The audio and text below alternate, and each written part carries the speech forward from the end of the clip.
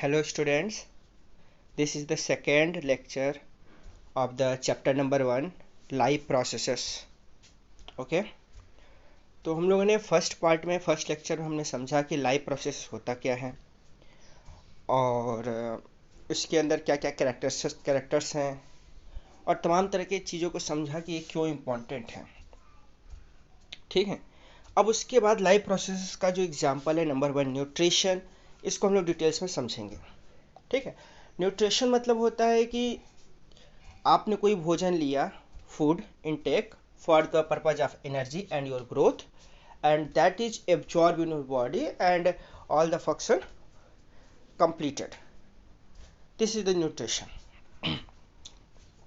Okay, तो हम लोग इसको लाइन बाय लाइन एनसीईआरटी का डिस्कशन आगे बढ़ाते हैं। Okay, nutrition, when we walk or ride a bicycle we are using up energy even when we are not doing any apparent activities।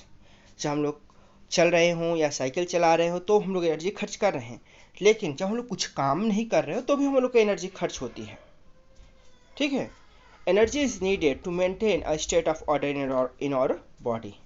जब हम लोग कोई काम नहीं कर रहे हो तो भी हमको एनर्जी चाहिए अपने बॉडी में जो लिविंग प्रोसेसेस हैं, स्टेट ऑफ ऑर्डर है उसको मेंटेन करने के लिए। स्टेट ऑफ ऑर्डर मतलब होता है लाइफ को मेंटेन करने के लिए। Okay, we also need materials from outside in order to grow, develop, synthesise protein and other substances needed in the body. इसके अलावा हमको क्या चाहिए? आउटसाइड मटेरियल चाहिए। क्या करने के लिए चाहिए? ग्रोथ के लिए, डेवलपमेंट के लिए, प्रोटीन सिंथेसिस के लिए और अदर सब्सटेंसेस जो हमारी बॉडी के लिए ज़रूरी हैं। The source of energy and material is the food we eat. इसका सोर्स क्या है? जो भोजन हम लोग खाते हैं वही इसका सोर्स है। How do living things get their food? Living things अपना फूड कैसे प्राप्त करते हैं, लेते हैं? तो इसका सिंपल कॉन्सेप्ट है, the general requirement for energy and materials is common in all organism. जो जनरल रिक्वायरमेंट है किसी ऑर्गेनिज्म का वो कॉमन है सभी ऑर्गेनिज्म में। क्या क्या चाहिए भाई? उसको एनर्जी चाहिए और मटेरियल चाहिए फॉर ग्रोथ और डेवलपमेंट के लिए। But it is fulfilled in different ways. मगर लेकिन उसके पूरा होने का जो तरीका है वो अलग अलग ऑर्गेनिज्म में अलग अलग है। ज़रूरत एक है लेकिन उसको प्राप्त करने का तरीका अलग अलग ऑर्गेनिज्म में अलग अलग है। Some organism use simple food materials obtained from inorganic sources in the form of carbon dioxide and water। कुछ ऑर्गेनिज्म क्या होते हैं? सिंपल इनऑर्गेनिक सब्सटेंसेस से भोजन लेते हैं। This organism the autotrophs include green plants and some bacteria.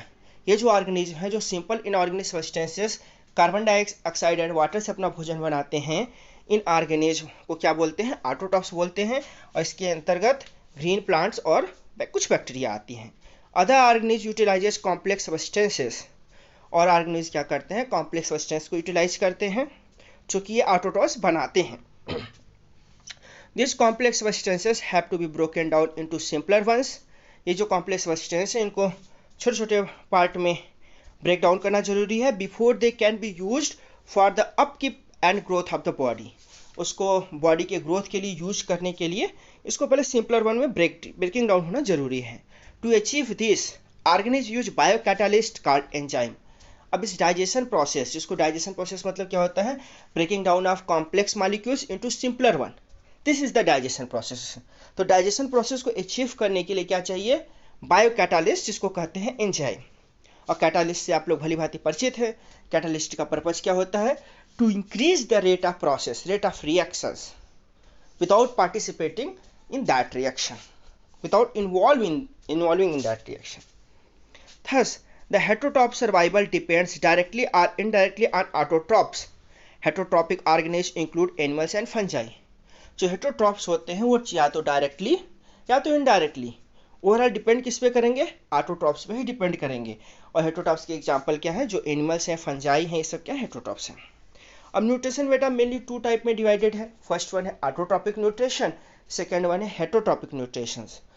तो heterotrophic nutrition में तो ह्यूमन बींग्स आ जाएंगे, ऑटोट्रॉपिक न्यूट्रिशन में जो ग्रीन प्लांट्स हैं वो आएंगे। तो पहले हम लोग ऑटोट्रॉपिक न्यूट्रिशन को डिस्कशन करते हैं, फिर हेटरोट्रॉपिक न्यूट्रिशन को आगे डिस्कस करेंगे। ऑटोट्रॉपिक न्यूट्रिशन में क्या है? Carbon and energy requirement of the autotrophic organism are fulfilled by photosynthesis. ठीक है, इसके लिए फोटोसिंथेसिस रिएक्शन है। It is the process by which autotrophs take in substances from the outside and convert them into stored form of energy. इस process में क्या होता है, आउटसाइड से रॉ मटेरियल ले करके उसको एनर्जी को कन्वर्ट करते हैं स्टोरिंग फॉर्म में। This material is taken in the form of carbon dioxide and water, which is converted into carbohydrates in the presence of sunlight and chlorophyll. This is the definition of photosynthesis reaction. क्या क्या चाहिए इसके लिए? This material is taken in the form of carbon dioxide and water, which is converted into carbohydrates. Carbohydrate means glucose, जिसका formula होता है C6H12O6 in the presence of sunlight and chlorophyll. Carbohydrates are utilized for providing energy to the plant. Carbohydrates utilise किया जाता है energy के लिए ताकि plant को एनर्जी मिल सके। We will study how this takes place in the next section. हम लोग उसको नेक्स्ट सेक्शन में स्टडी करेंगे कैसे ये होता है। The carbohydrate which are not used immediately are stored in the form of starch. भाई वो अपना भोजन बनाया कार्बोहाइड्रेट दैट मीन्स ग्लूकोज, तो सारा का सारा जो भोजन बनाया तो खुद पे खर्च तो करेगा नहीं, जो एक्स्ट्रा बच जाएगा उसको स्टोर फॉर्म जो है स्टार्च उसमें कन्वर्ट करके रखेगा। एक्चुअल में स्टार्च क्या होता है, ग्लूकोज का पॉलीमर होता है। जब ग्लूकोज बच जाता है तो ग्लूकोज आपस में जुड़ जुड़ के एक लॉन्ग चेन बनाते हैं जो कि स्टार्च होता है। उसी तरह से ग्लाइकोजन भी क्या है, ग्लूकोज का ही पॉलीमर है, वो भी एक लॉन्ग चेन बनाता है, लेकिन उनको जुड़ने के तरीके आपस में अलग अलग होते हैं। और तीसरा होता है बेटा सेलुलोज। आप लोग जानते हो कि प्लांट का जो सेल वॉल होता है सेलुलोज का मिलकर बना होता है, ठीक है। तो सेलुलोज भी किसी से मिलकर बना है, ग्लूकोज से मिलकर बना है, और ये थोड़ा कॉम्पैक्ट और स्ट्रॉन्ग बॉन्डिंग होती है, इसकी थोड़ी बॉन्डिंग अलग तरह की होती है जिसके कारण से ये रफेज बनाते हैं, ठीक है। और ये काफ़ी स्ट्रॉन्ग होते हैं, इनको तोड़ने के लिए ज़्यादा नहीं चाहिए, इनके लिए स्पेशल एंजाइम चाहिए जो कुछ ही ऑर्गेनिज्म में पाया जाता है, जैसे कि टर्माइट है, दीमक है, उसके इंटेस्टाइन में बैक्टीरिया पाए जाते हैं जो उसके लिए ऐसे सेलुलोज एंजाइम सीक्रेट करते हैं जो सेलुलोज को डाइजेस्ट करते हैं। ह्यूमन बीइंग डाइजेस्ट नहीं कर सकता, लेकिन गाय, भैंस, हिरण जो ग्रीन ग्रासेस को डायरेक्टली कंजप्शन करते हैं वो इसको डाइजेस्ट कर सकते हैं। अभी इसके बारे में हम लोग आगे भी डिस्कस करेंगे। तो ये हो गया स्टार्च, ठीक है। स्टार्च, ग्लाइकोजन एंड सेलुलोज, तीनों में कंफ्यूजन नहीं होना है। जो हमारा ग्लाइकोजन है वो क्या है, वो एनिमल बॉडी, ह्यूमन बींग्स में या ग्रीन प्लांट को छोड़ दो तो एनिमल्स में स्टोर्ड मटेरियल है एनर्जी का, और ह्यूमन बींग्स में लीवर में स्टोर होता है, ठीक है। हाँ, which serve as the internal energy reserve to be used as and when required by the plant. Okay, a somewhat similar situation is seen in us where some of the energy derived from the food we eat is stored in our body in the form of glycogen। अब हम लोग starch तो खाएंगे, वो टूटेगा glucose में, और जो ग्लूकोज होगा पूरा पूरा ग्लूकोज तो हम लोग कंजप्ट यूटिलाइज नहीं कर पाएंगे, जो एक्सेस होगा वो ग्लाइकोजन में कन्वर्ट होकर लीवर में स्टोर हो जाता है, ठीक है। और ये हमारा इक्वेशन है, ये हमारा इक्वेशन है फोटोसिंथेसिस रिएक्शन का। एक बार देख लेते हैं। 6CO2 + 12H2O, arrow, chlorophyll and sunlight presence required. क्या बन गया उसके बाद, glucose C6H12O6 + 6O2 + 6H2O। This reaction is very important. You all should learn this equation very carefully. Let us now see what actually happens during the processes of photosynthesis. The following events occurs during these processes. Number 1, absorption of light energy by chlorophyll. Number 2, देखो chlorophyll का main purpose क्या है, वो light को absorb करता है, तो light energy को वो केमिकल एनर्जी को कन्वर्जन करने के लिए मेन इंपॉर्टेंट रोल प्ले करता है। फिर उसके बाद क्या होता है, conversion of light energy to chemical energy and splitting of water molecules into hydrogen and oxygen. जो light energy chlorophyll pigment absorb किया उसका केमिकल एनर्जी में कन्वर्जन करेंगे, उसके बाद वाटर मॉलिक्यूल्स को तोड़ देंगे, किसमें, हाइड्रोजन एंड ऑक्सीजन में। ऑक्सीजन जो निकलेगा जो हमारे लिए जरूरी है। Reduction of carbon dioxide to carbohydrates, उसके बाद कार्बन डाइऑक्साइड का रिडक्शन करते हैं कार्बोहाइड्रेट में, ठीक है। रिडक्शन में क्या होता है, एडिशन ऑफ हाइड्रोजन मॉलिक्यूल्स और रिमूवल ऑफ ऑक्सीजन मॉलिक्यूल्स, ठीक है। तो कार्बन डाइऑक्साइड में यदि आप हाइड्रोजन ऐड करने लगेंगे तो ये कार्बोहाइड्रेट बन जाएगा। उसके बाद क्या बता रहे हैं, this steps need not take place one after the other immediately. ये जो स्टेप्स हैं ये एक दूसरे के एक के बाद एक लगातार नहीं होते हैं, ये अलग अलग इन्वायरमेंट के अकॉर्डिंग अलग अलग तरीके से एडजस्ट करते हैं, ठीक है। For example, Desert plants take up carbon dioxide at night and prepare an intermediate which is acted upon by the energy absorbed by the chlorophyll during the day. क्या कर रहे हैं कि जो डेजर्ट का प्लांट होता है वो दिन में अपना स्टोमेटा ओपन करके कार्बन डाइऑक्साइड को नहीं ले सकता। क्यों? क्योंकि जैसे वो अपना स्टोमेटा ओपन करेगा उसके बॉडी से, उसके प्लांट से वाटर का लॉस हो जाएगा, जो वाटर वहाँ पे क्या वेरी वेरी क्रूशियल है। तो ऐसा वाटर लॉस से बचने के लिए क्या करता है डेजर्ट प्लांट कि रात के टाइम में अपना स्टोमेटा ओपन करके कार्बन डाइऑक्साइड को ढेर सारा एब्जॉर्ब करके उसको एक स्टोर फॉर्म में इकट्ठा कर लेता है, और दिन में जब सनलाइट आता है तो उस सनलाइट का यूटिलाइजेशन करके वो धीरे धीरे करके अपना फोटोसिंथेसिस प्रोसेस को कंप्लीट करता है। ठीक है, during the day let us see how each of the component of the above reaction are necessary for the photosynthesis. चलो देखते हैं। अब देखो फोटोसिंथेसिस जो इक्वेशन है इसमें क्या है, कार्बन डाइऑक्साइड है, वाटर है, क्लोरोफिल है, सनलाइट है। ये 4 इंपॉर्टेंट कंपोनेंट है, और ये 4 कंपोनेंट जो 4 इंपॉर्टेंट कंपोनेंट है इसमें से यदि कोई भी एक कंपोनेंट अब्सेंट हो गया तो ये प्रोसेस कंप्लीट नहीं हो पाएगा। इसको हम लोग छोटी छोटी एक्टिविटी से समझेंगे 1 by 1। ठीक है, क्या करा, if you carefully observe a cross section of a leaf under the microscope, जो फिगर 6.1 है अभी हम समझाएंगे, you will notice that some cell contain green dots. These green dots are cell organelles called chloroplast, which contain chlorophyll. Let us do an activity which demonstrate that chlorophyll is essential for photosynthesis. अभी हम इसको करेंगे, पहले इस figure को समझते हैं। ये हमारा एक समझ लो डेजर्टिक प्लांट का लीफ है, ठीक है, इसलिए इसके ऊपर वैक्सी क्यूटिकल है, उसके क्रॉस सेक्शन पे ध्यान दो। ठीक है, फिर उसके नीचे अपर एपिडर्मिस है। अपर एपिडर्मिस मतलब ऊपर वाला जो स्किन है। वैक्सी क्यूटिकल होने की वजह से क्या है, वाटर लॉस बचा हुआ है। फिर नीचे जो ग्रीन ग्रीन डॉट डॉट आपको दिख रहे हैं वो क्लोरोप्लास्ट हैं ढेर सारे, ताकि फोटोसिंथेसिस रिएक्शन को कर सकें। बीच में एयर स्पेसेस हैं। एयर स्पेसेस क्या है, ताकि जो गैस है वो एक्सचेंज हो सके, इसको बोलते हैं इंटरसेलुलर स्पेस। नीचे लोअर एपिडर्मिस है, तो नीचे साइड वो इंटरसेलुलर स्पेस ज़्यादा रहता है, क्योंकि नीचे साइड को डायरेक्ट सनलाइट तो नहीं पड़ती है, तो वहाँ पे वो थोड़ा बच सकता है। और ऊपर वाली लीफ पे क्या होता है, डायरेक्ट सनलाइट पड़ती है, तो वहाँ पे वैक्सी क्यूटिकल रहता है, ताकि वो वाटर लॉस न होने दे।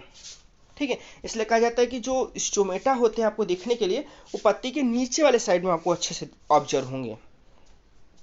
ठीक है, यहाँ गार्ड सेल है, गार्ड सेल का स्टोमेटा से संबंध है, जो भी हम आगे बात करेंगे।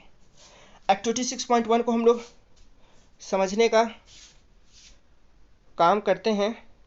ठीक है, चलो क्या कर रहा है activity 6.1, take a potted plant with variegated leaves, for example money plant और कॉटन। एग्जाम्पल दे रहा है, आप समझ लो कोई भी एक पौधा लो, मनी प्लांट का हो चाहे कॉटन का हो चाहे किसी का भी हो, आप उसको क्या करो 3 से 4 दिन के लिए अंधेरे कमरे में रख दो। ऐसा करने से क्या होगा, जब 3 से 4 दिन अंधेरे कमरे के लिए रख दोगे तो 3 से 4 दिन अपना भोजन नहीं बनाएगा, फोटोसिंथेसिस रिएक्शन नहीं करेगा, तो होगा क्या, जो उसके पास स्टोर फूड मटेरियल है क्या है, स्टार्च, वो स्टार्च खर्च करने लगेगा।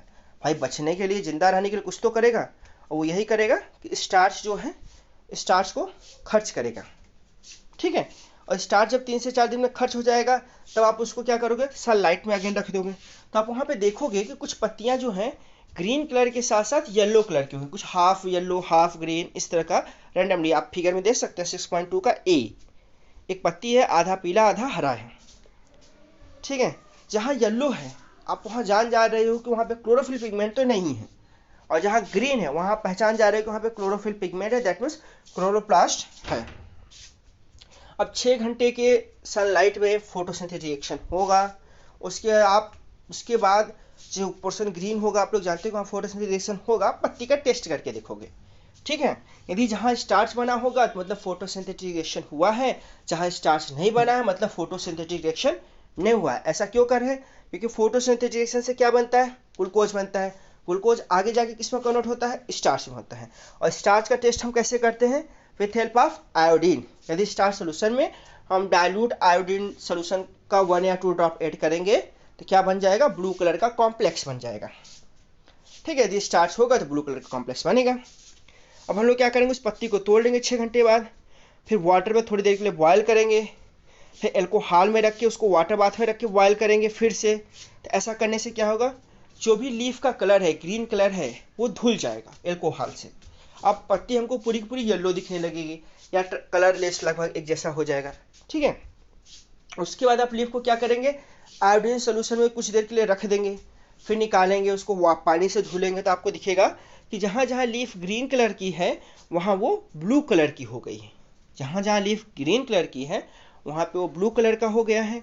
और जो ब्लू कलर का हो गया तो इस बात को प्रूफ कर देता है कि जो पोर्शन प्लांट का ग्रीन कलर का था वहीं पे फोटोसिंथेसिस रिएक्शन हुआ है, और जो येलो कलर का था वहाँ पे नहीं हुआ है। That means chlorophyll is necessary for the photosynthetic reaction. इतनी बात क्लियर है? इतनी बात क्लियर है, वेरी गुड। तो आज के लिए इतना ही, बहुत बड़ा बड़ा लेक्चर बनाने की जो आवश्यकता नहीं है क्योंकि आप लोग बोर हो जाओगे, ठीक है। तो आज के लिए हम इतना ही करते हैं, ठीक। एंड और इसके आगे का जो है हम नेक्स्ट वीडियो में लेक्चर नंबर 3 में बनाएंगे, ठीक है। आज के लिए इतना ही। All the best. आप लोग तैयारी करते रहिए, रिवाइज करते रहिए और नोट्स बनाइए अच्छे से।